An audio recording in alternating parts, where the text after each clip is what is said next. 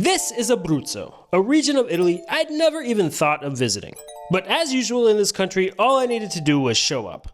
I started off by spending a few days on the beach in a town called Silvi, but soon enough I felt the urge to get to know a little more of this part of southern Italy. And I had been told the town of Chieti was a true hidden gem. Plus I might have gotten a little bit tired of the constant construction in front of my hotel, though I knew I'd miss the neighborhood cat a lot.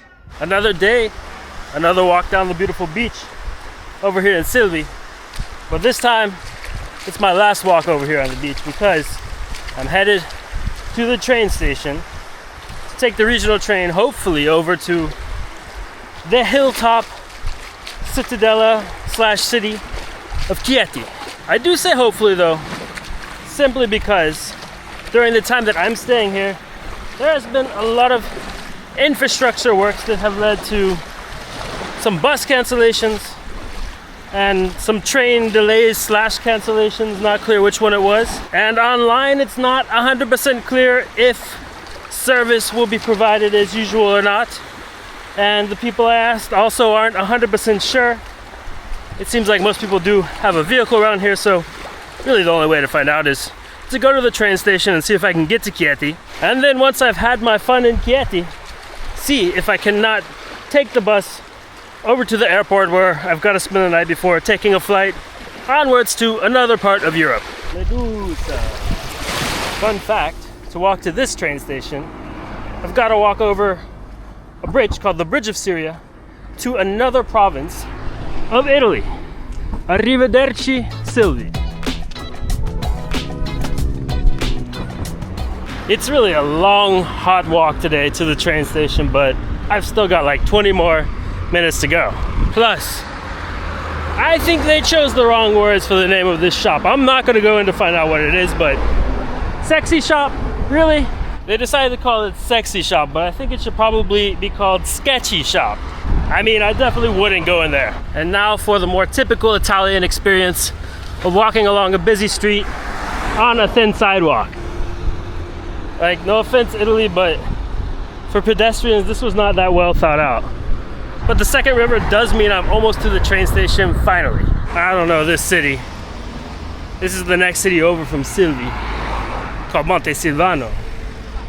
McDonald's, buy gold.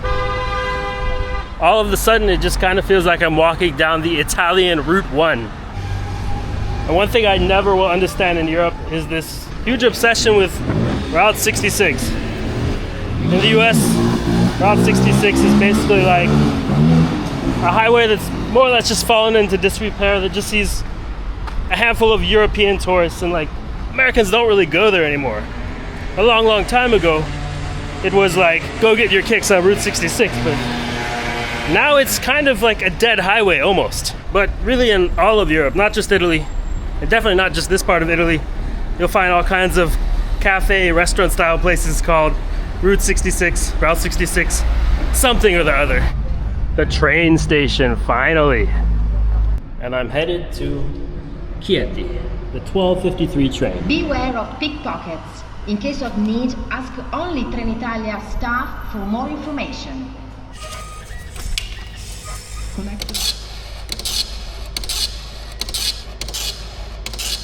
Okay. It's like really convalidata.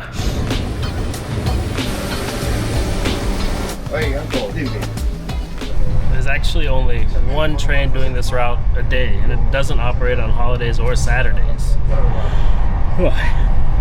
So I'm glad I didn't miss it.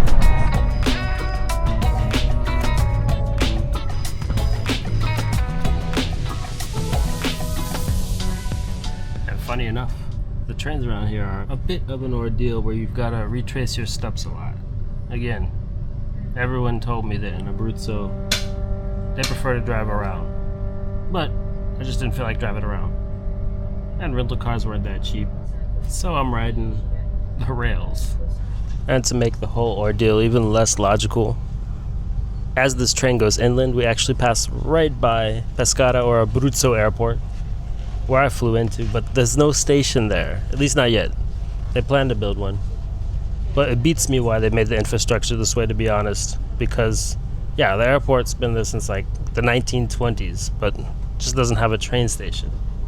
And here we've made it on our short little train ride to Chieti. My train had arrived at the very hottest part of the day though, and knowing that Italian lunchtime is pretty short, I ventured to the closest decent looking establishment to cool off and fill up. It was a Roman restaurant, and I've gotta say, they had pretty good food. There were all different kinds of Roman specialties on the menu, and after a tasty yet perhaps a little bit oversized starter, I went for a Roman pinza. It's like a pizza, except it's not.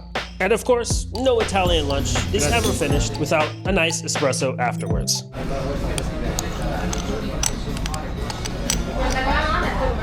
Just for show. But properly caffeinated and refreshed after my long walk and train ride, it was time to venture out and really get to know the city of Chieti. So basically, Chieti is where I'm standing right now. Back there is where the station that I came from is, but behind me goes all the way up a hill to the kind of old town of Chieti, and that's where I'm headed right now. But to avoid walking, it turns out that there is a bus that will take you straight up the mountain, and it's coming right now.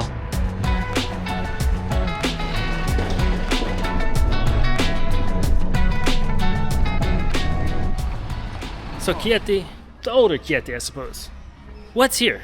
Well, I must admit, I didn't do any research, but on the way, a very tall tower, reminiscent of what you might find in, I don't know, Bologna in the north of Italy, and an insanely beautiful street to walk down. Really, before I thought of spending a few days in Abruzzo, I just never heard of Chieti, like ever. But it does feel a little like deja vu coming here, because it seems like just about every time I visit Italy, exactly this happens. Basically, I go somewhere either completely random or that a local recommends, and it turns out to be amazing. The life of the town seems to concentrate along this main walking street, and there's a lot of beautiful architecture to take in there too. Walking through this town just feels like walking through thousands of years of history. And it's a hot day. So there seem to be a bunch of kids here going around with water guns, squirting everybody. I'm doing my best to steer clear of them. So far, I'm all right. And it seems to me, at least, that in Chieti, another block is synonymous with walking by another church. But not the whole city looks ancient. There's a little bit of a different vibe over walking just a few blocks from that main street. That was the University Museum, by the way. Chieti is a university town, among other things. It's also a place with Roman ruins. Well, like pretty much all of Italy. But just a bit further going up this hill is an ancient Roman amphitheater. And with any luck, there will be views of both mountains and the valley to match. And here is view number one. It's mighty pretty. And the trash truck just rolling on through. By the way, on my plane right here, a nice old guy was telling me about that mountain and how locals like to refer to it as the mountain that looks like a giant or giant mountain or something like that. But it does look kind of like something like that if you look at it. I don't know. Maybe. Not really. It is pretty though. And I'm making my way to the Roman amphitheater, don't worry. But people, I am here towards the middle of June. And over there, you can see snow on the mountaintop. Plus the whole landscape here is just crazy pretty. Inaugurated in 2000, the new museum of Chieti is part of the archaeological complex's focal point is the Roman amphitheater of ancient Chieti, recently brought to light in the grounds of the town's stadium. Looking at how the ink is wearing off here, I'm wondering what recently means. Let's find out. There is the amphitheater. Okay. And for the exit, you have to come back here. Come back here. Okay. Okay. See you in a little bit. Thank you. So there's both a museum here that is not free. It costs €5. And this old Roman amphitheater that is free to see. It costs €0. But for some reason, you still have to have a ticket. Gratuito. Free. Well, okay. This is where the Roman amphitheater was, at least. Still in the shape of the Roman amphitheater, but You can see this is like pretty new concrete. And well, what's really catching my attention has nothing to do with the amphitheater. It's those giant snowy mountains behind it. And just an observation really, but it's so strange how you access this place via the museum because, well, I walked right up to here. And it turns out this is kind of like, I don't know, like social housing, something along those lines.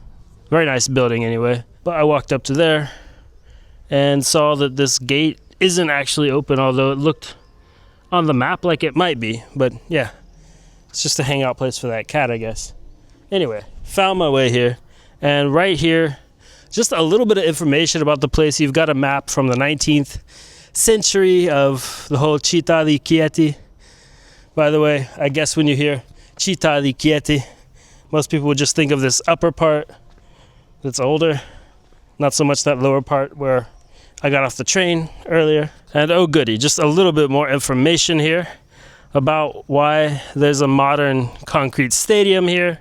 So basically, yeah, I guess somewhere around the 1950s, they just built a stadium over their Roman heritage. I mean, over the amphitheater, over the Roman amphitheater. Actually, where I just was right here, you can see this is like hypothetically either where or above where the gladiators used to come in and out. I guess the same thing on the other end. I'm really glad I did find this information in English because I would have been a little bit clueless otherwise. So yeah, it says they would have had gladiator games here. I guess pretty much like in all the other Roman amphitheaters. And interestingly, this place was lost to humanity for quite a while. Only in 1982, when they were building a water reservoir here, did they discover the ruins of the Roman amphitheater here. I mean, it's really kind of weird. You think of Italy, really any part of the country, and you're kind of thinking of like all of this preserved history, but I guess everybody sometimes forgets their history and has to come back and relearn it.